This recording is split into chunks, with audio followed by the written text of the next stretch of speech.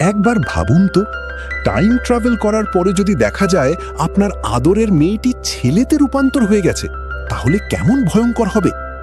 আরও অনেক টুইস্ট আছে, জানতে হলে দেখুন পুরো ভিডিওটি। সেই সাথে চ্যানেলটি সাবস্ক্রাইব করে রাখুন আর একটি লাইক দিন। টাইম ট্রাভেলের এই অসাধারণ গল্পটি আমেরিকার একটি শান্ত পাড়ায় ঘটেছিল।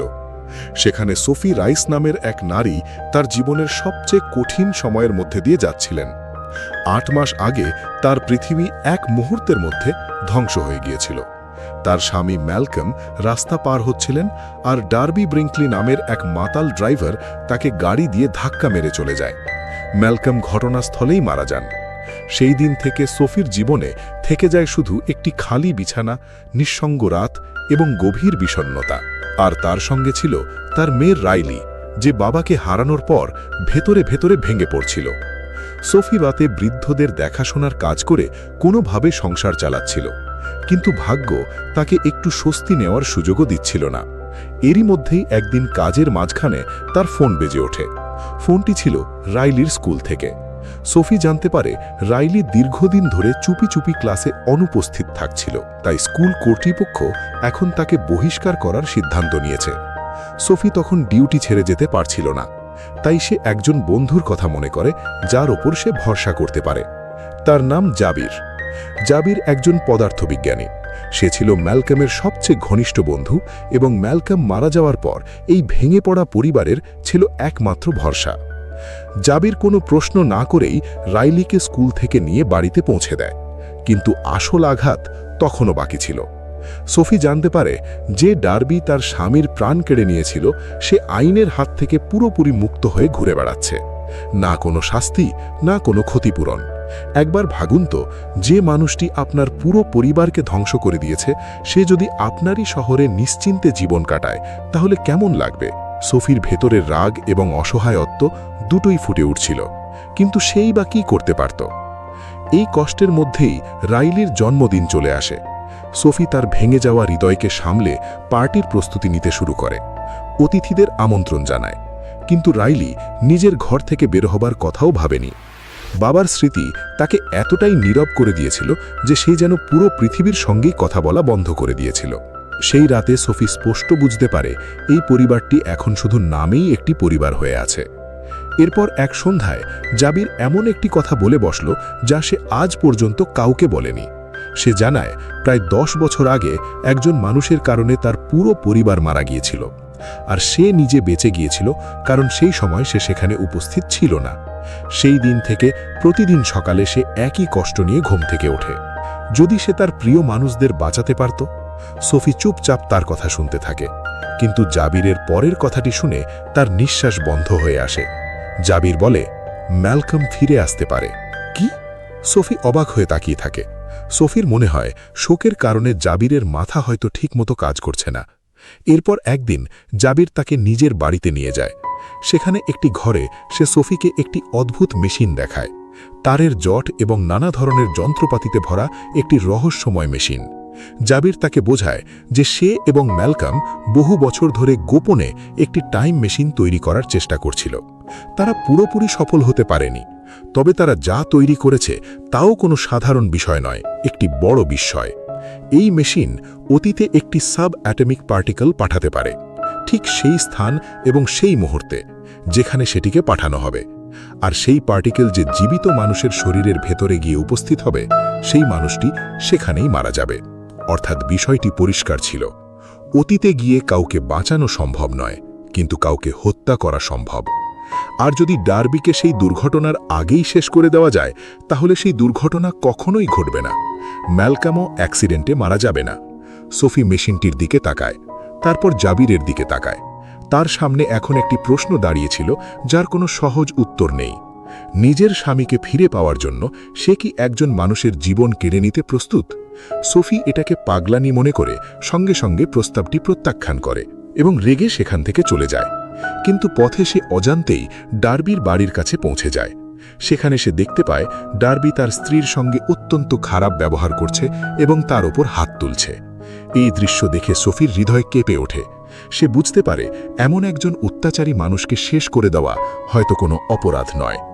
পরের সকালে সে সরাসরি জাবিরের কাছে ফিরে আসে, যাতে তারা দুজনেই এই পরীক্ষাটি শুরু করতে পারে।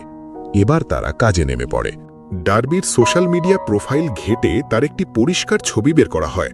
এরপর দুর্ঘটনার আগে ডার্বি ঠিক কোন জায়গায় ছিল এবং সঠিক কোন সময় ঘটনাটি ঘটবে সেই তথ্য মেশিনে প্রবেশ করানো হয়।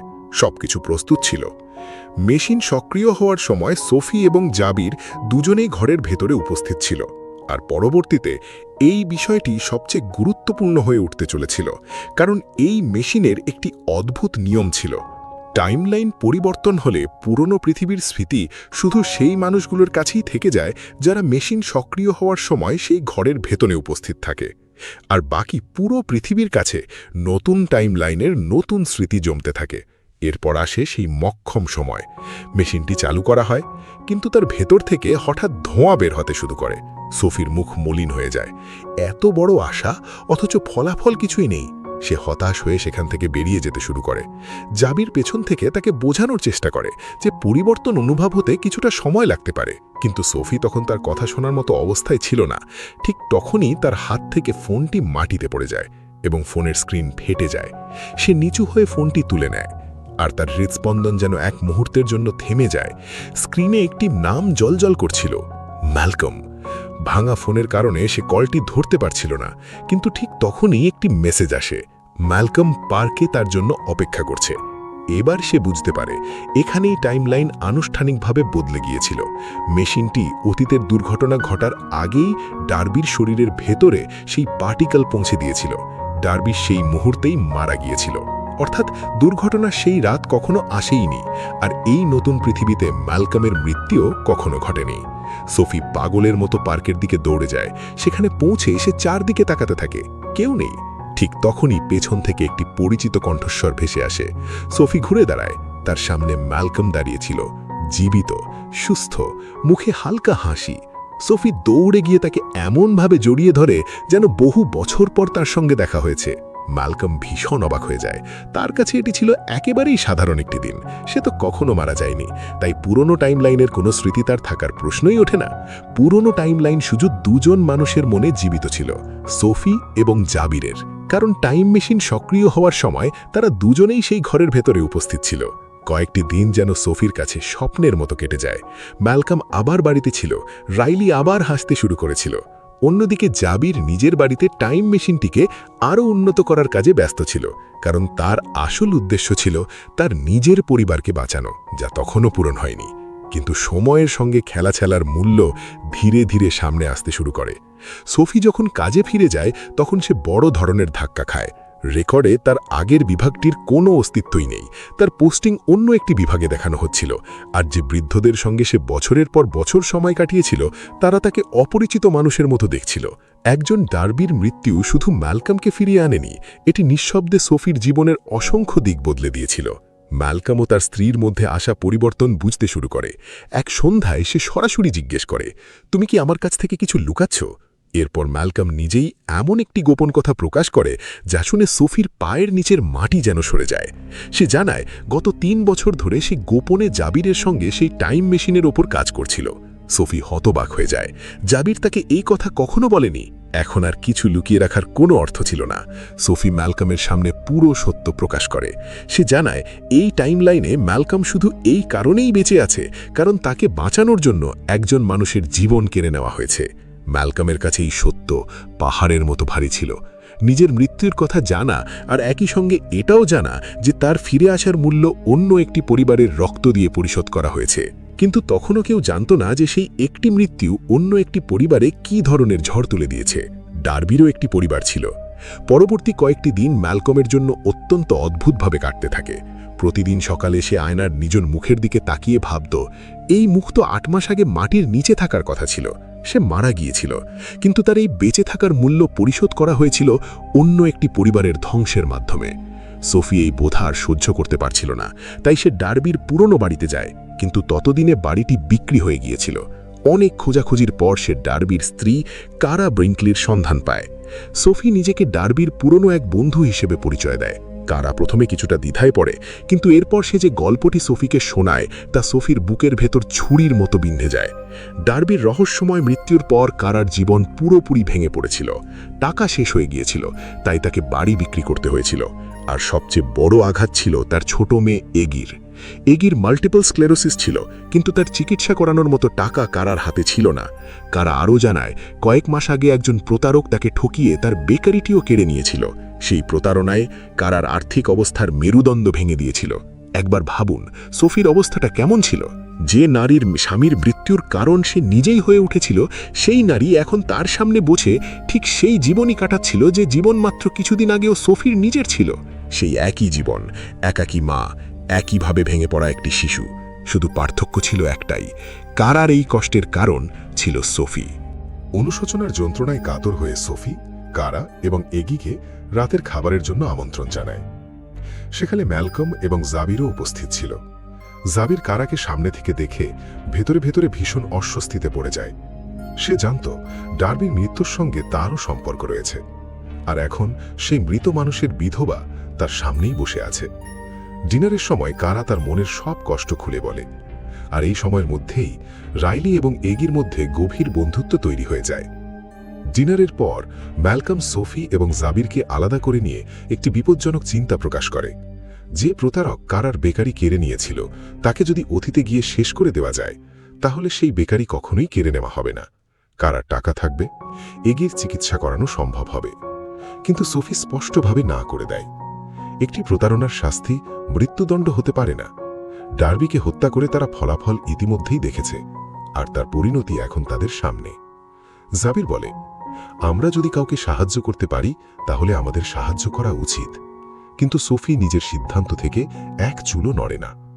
তারপর ভাগ্য নিজেই যেন সিদ্ধান্ত নিয়ে ফেলে। কয়েকদিন পর সোফি কারা এবং এগির সঙ্গে বাইরে গিয়েছিল। হঠাৎ এগি অজ্ঞান হয়ে মাটিতে পড়ে যায়। হাসপাতালে ডাক্তাররা স্পষ্ট জানিয়ে দেন, এগির অবিলম্বে চিকিৎসা দরকার। কিন্তু কারার কাছে সেই চিকিৎসার জন্য পর্যাপ্ত টাকা ছিল না। সোফি নিজের চোখের সামনে একজন অসহায় মাকে ভেঙে পড়তে দেখছিল, আর সে জানত এই ধ্বংসের মূল কারণের কোথাও না কোথাও সে নিজেই জড়িত। সেই রাতে সোফির সিদ্ধান্ত পাল্টে যায়।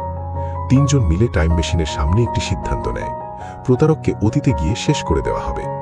এবারও তিনজনই ঘরের ভেতরে উপস্থিত ছিল, অর্থাৎ পুরনো টাইমলাইনের স্মৃতি শুধু এই তিনজনের কাছেই থেকে যাওয়ার কথা ছিল। সুইচ চাপা হয়, আর পৃথিবী আবার একবার বদলে যায়। মেশিনটি আবারও নিজের কাজ করে ফেলে। প্রতারক অতীতে মারা যায়, অর্থাৎ সেই প্রতারণা আর কখনোই ঘটেনি, আর কারার বেকারিও কখনো কেড়ে নেওয়া হয়নি। নতুন টাইমলাইনে সবকিছু পুরোপুরি বদলে যায়। কারা এবং এগি এখন একসঙ্গে সেই বেকারি চালাচ্ছিল, আর সবচেয়ে বড় স্বস্তির বিষয় ছিল এগি সম্পূর্ণ সুস্থ ছিল, টাকা ছিল, তার চিকিৎসা হয়েছিল, জীবন আবার স্বাভাবিক পথে ফিরে এসেছিল। সোফি, ম্যালকম এবং জাবির বেকারিতে পৌঁছে নিজের চোখেই দৃশ্য দেখে। হাসতে থাকা মা মেয়ে, সুগন্ধে ভরা দোকান। সোফির চোখে জল চলে আসে। তার মনে হয় এবার হয়তো সময় তাদের ক্ষমা করে দিয়েছে। কিন্তু না, সময় কখনো বিনামূল্যে কিছু দেয় না। এরপর সোফি তার মেয়ে রাইলিকে নিতে স্কুলে যায়, আর সেখানে যা ঘটে তাতে তার পায়ের নিচের মাটি যেন সরে যায়। শিক্ষক অবাক হয়ে জিজ্ঞেস করেন, রাইলি, এ নামে কোনো মেয়ে এখানে পড়ে না, আপনি কে? সোফির মনে হয় হয়তো কোনো ভুল বোঝাবুঝি হয়েছে। সে জোর দিয়ে রেকর্ড খুঁজতে বলে, কিন্তু ফলাফল একই থাকে। রাইলি নামের কোনো মেয়ের নাম সেই স্কুলের কোনো রেজিস্টারেই ছিল না। সোফির হৃদস্পন্দন দ্রুত হয়ে যায়। সে ছুটে বাড়ির দিকে যায়, কিন্তু বাড়িতে পৌঁছেও রাইলিকে দেখতে পায় না। এমনকি বাড়িটিও বদলে গিয়েছিল। ঘরের জিনিসপত্র আলাদা, দেওয়ালগুলো আলাদা, সবকিছু এমন লাগছিল যেন এটি অন্য কোনো পরিবারের বাড়ি। ম্যালকমও পাগলের মতো তার সঙ্গে রাইলিকে খুঁজতে শুরু করে। ঠিক তখনই তাদের সামনে একটি ছেলে আসে। সে হাসছিল, একেবারেই চিন্তামুক্ত। ছেলেটি বলে, মা, বাবা। সোফি এবং ম্যালকম একেবারে স্থির হয়ে যায়। এই ছেলেটি ছিল তাদের সন্তান, আর তার নামও ছিল রাইলি। এবার বুঝতে পারছেন কি ঘটেছিল? অনেকদিন আগে সেই প্রতারকের মৃত্যু টাইমলাইনে এত গভীর ঢেউ তুলেছিল যে সোফি এবং ম্যালকমের জীবনের সবচেয়ে গুরুত্বপূর্ণ একটি অংশই বদলে গিয়েছিল। এই নতুন পৃথিবীতে তাদের ঘরে মেয়ে নয়, একটি ছেলে জন্মেছিল। যে মেয়ের জন্মদিনের প্রস্তুতি সোফি ভাঙা হৃদয় নিয়ে করেছিল, যাকে জাবির স্কুল থেকে নিয়ে এসেছিল, যার জন্য সোফি প্রতিদিন লড়াই করেছিল, এই পৃথিবীতে সেই মেয়েটির অস্তিত্বই ছিল না। আর যেহেতু মেশিন সক্রিয় হওয়ার সময় সোফি, ম্যালকম এবং জাবির তিনজনই সেই ঘরের ভেতরে উপস্থিত ছিল, শুধু এই তিনজনই সেই মেয়েটির কথা মনে রেখেছিল। বাকি পুরো পৃথিবীর কাছে এই ছেলেটি সবসময় তাদের একমাত্র সন্তান ছিল। সোফি এবং ম্যালকম ভেতর থেকে পুরোপুরি ভেঙে পড়ে। তাদের সামনে দাঁড়িয়েছিল একটি নিষ্পাপ শিশু। সে তাদের নিজের বাবা মা মনে করছিল, কিন্তু তারা দুজন তাকে চিনতই না। কাঁদতে কাঁদতে সোফি বলে, এটা অন্যায়, এই ছেলেটির কি দোষ? এমন বাবা মায়ের কাছে বড় হওয়া, যাদের স্মৃতিতে তার কোনো অস্তিত্বই নেই, যারা তাকে দেখলেই তাদের হারিয়ে যাওয়া মেয়েকে খুঁজবে, এটা তো এই ছেলেটির প্রতি সবচেয়ে বড় অন্যায় হবে। ভাঙা হৃদয়ে তারা দুজন জাবিরের কাছে পৌঁছে যায়। সোফি শুধু একটি প্রশ্ন করে, আমাদের মেয়েকে ফিরিয়ে আনার কি কোনো উপায় আছে? জাবিরের মুখ মলিন হয়ে যায়। সে সত্যিটা বলে ফেলে, প্রতিবার মেশিন চালানোর পর টাইমলাইন বদলে যায়, আর এই পরিবর্তন কখনোই আগে থেকে অনুমান করা যায় না। আবার মেশিন চালালেই যে তাদের মেয়ে ফিরে আসবে তার কোনো নিশ্চয়তা নেই, বরং পরিস্থিতি আরও খারাপ হয়ে যেতে পারে। ঘরের মধ্যে নেমে আসে গভীর নীরবতা। তিনজন মানুষ, যারা ইতিমধ্যেই দুবার সময়কে নিজের ইচ্ছে মতো বাঁকিয়েছিল, আজ সেই সময়ের সামনেই সম্পূর্ণ অসহায় হয়ে দাঁড়িয়েছিল।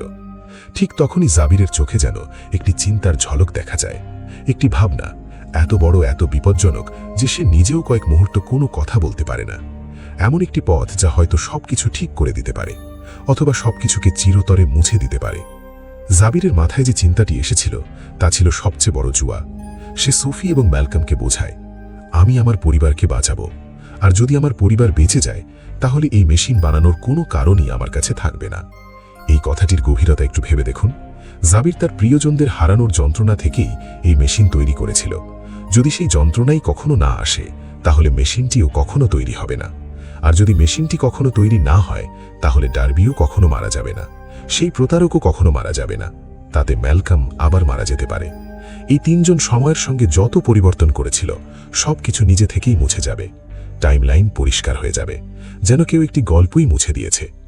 কিন্তু এই পরিকল্পনার মূল্য শুনে সোফির হাত পা ঠান্ডা হয়ে যায়। এবার মেশিনটি শুধু জাবির একাই চালাবেন। সোফি এবং ম্যালকম ঘরের ভেতরে থাকবেন না। আর নিয়মটি তো আপনার মনেই আছে, অ্যাক্টিভেশনের সময় যে ব্যক্তি ঘরের ভেতরে থাকবেন শুধু তার কাছেই পুরনো টাইমলাইনের স্মৃতি থেকে যাবে। অর্থাৎ সোফি এবং ম্যালকম এই পুরো যাত্রার কোনো স্মৃতি আর মনে রাখতে পারবেন না।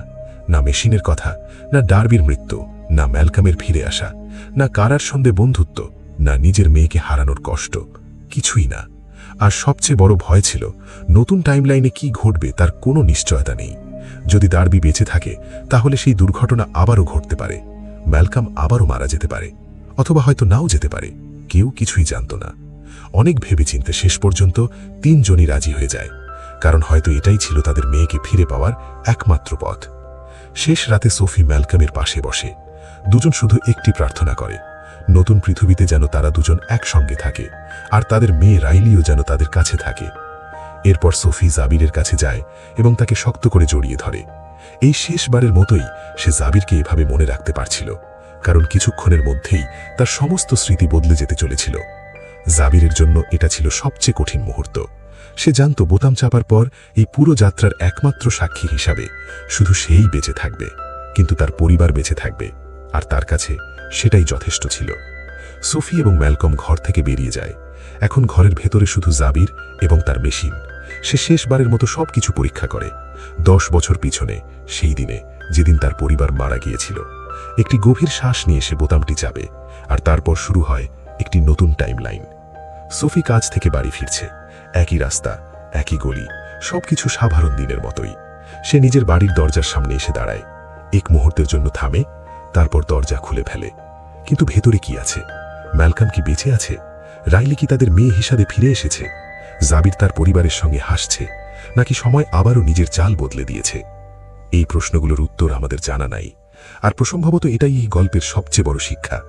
সময়কে 3 বার পরিবর্তন করা হয়েছিল, আর প্রতিবারই সময় সোফির কাছ থেকে কিছু না কিছু কেড়ে নিয়েছে।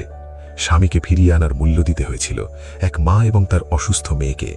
সেই মাকে বাঁচানোর মূল্য দিতে হয়েছিল নিজের মেয়েকে হারিয়ে। আর শেষ পর্যন্ত সবকিছু একটিমাত্র বোতামের ওপর বাজি রেখে করা হয়েছিল, শুধু একটি হয়তোর উপর ভরসা করে। জীবনে কিছু দরজা এমন হয় যার ওপাশে কি আছে সেটা শুধু দরজা খোলা মানুষটিই জানে। সোফি জানে, আমরা জানি না। তাই বন্ধুরা, এই সমস্ত অমীমাংসিত প্রশ্নের সঙ্গেই গল্পটি এখানেই শেষ হয়। যদি আপনাদের এই গল্পটি ভালো লেগে থাকে তাহলে ভিডিওটিতে লাইক করুন এবং আমাদের চ্যানেলটি সাবস্ক্রাইব করতে ভুলবেন না। খুব শিগগিরই আবার দেখা হবে আরও একটি নতুন এবং রোমাঞ্চকর গল্প নিয়ে।